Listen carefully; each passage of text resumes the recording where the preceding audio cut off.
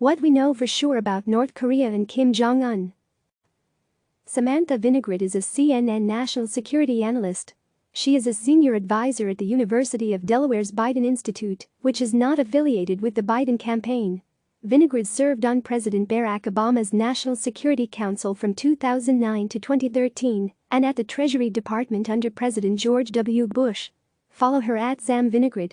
The views expressed in this commentary are her own. View more opinion articles on CNN. Kim Jong Un has been enjoying Donald Trump's presidency.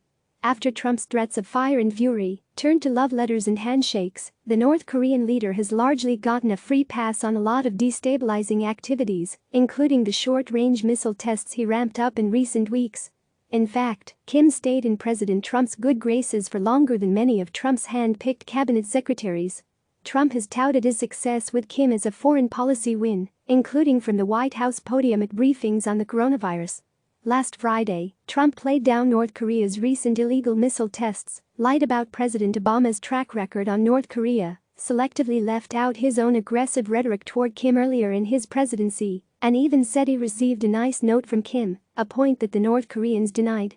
While Trump seemed to confuse that coronavirus briefing with a campaign rally, the truth is that Kim had been pretty busy during the last few weeks doing what Kim does best: hurting his own people and making the world a more dangerous place. The DPRK is accused of lying about its claim of zero coronavirus infections and popping off rockets, while his own people suffer from starvation, endemic health issues, and, probably, COVID-19. Now, though, Kim's pernicious public behavior has taken a backseat amid reports that he is in grave danger after surgery. The speculation was fueled after the 36-year-old leader missed public celebrations for the most important holiday in North Korea, the birthday of his grandfather, Kim Il-sung. Other leaders have missed this celebration for North Korea's founding father in the past, and Kim could have been absent because of coronavirus concerns. But his no-show invariably prompted speculation about his health. It's difficult to actually know what's happening in the Hermit Kingdom. North Korea is one of the hardest places for the United States to collect intelligence on, and without access to reliable information, the rumor mill often runs amok. The latest reports may just be the latest episode in that rumor mill. New reporting indicated that the U.S. intelligence community is monitoring intelligence that Kim is in dire straits. We don't know if this intelligence is accurate, whether it's been verified, and whether there is a high confidence assessment that Kim is in danger, or whether this is raw intelligence that needs verification. The Chinese Communist Party discounted this reporting, and South Korean officials said they were looking into it. Both South Korea and China have better access to North Korea and to Kim than we do. What we do know is that history has taught us to take any health-related news out of North Korea with more than just a grain of salt. Members of our intelligence community, working with intel partners around the world, have long worked to get good sources of information inside North Korea, but the restrictive nature of the Hermit Kingdom makes it hard to do so.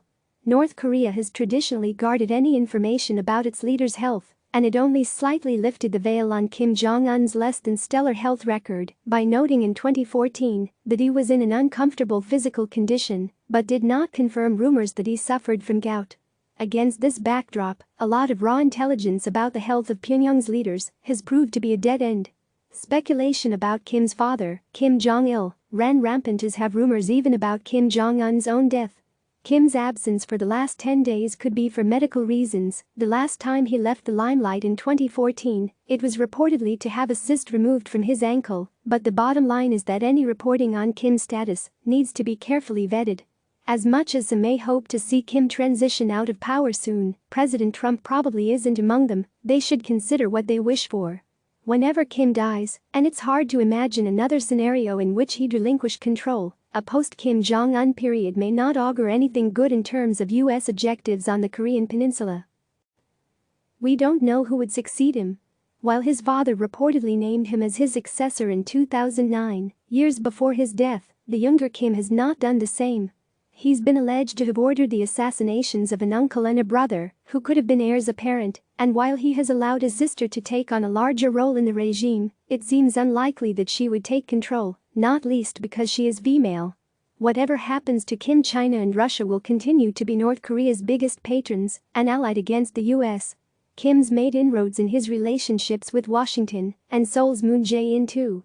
With or without Kim, President Trump is fixated on marketing success on North Korea. It's less about Kim and more about him.